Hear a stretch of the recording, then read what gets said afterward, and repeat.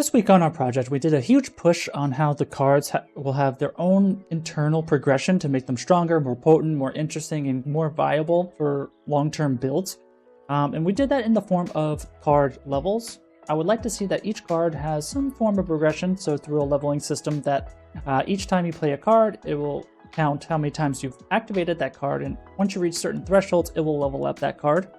I think it'll be interesting to reward players for activating a card and using the same set of cards over a long period of time in order to kind of grow that deck with the player, and then eventually slot in new cards and see how those new cards will grow with the current synergized cards. And overall, I think it will make the cards themselves more interesting.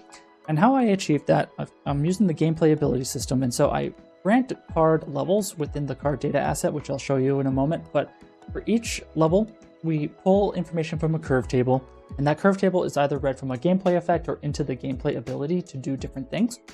So for example, I have a card here called Crit Crazy, which increases the critical chance by a certain amount, and in turn also increases critical damage and the total duration of how long the card is activated for. So when I activate it, 50% chance I will get increased damage in a crit for about 8 seconds. As you can see, 50% chance over 8 seconds, it seems like the card is done. But if I were to take the card data asset here, and increase its value to 5, and play again, and activate the card, now I'm getting 100% crit chance with 2.5 times damage multiplier. And so how I achieved that is in this curve table, we have all our curve values. So again, it's level 1 through 5.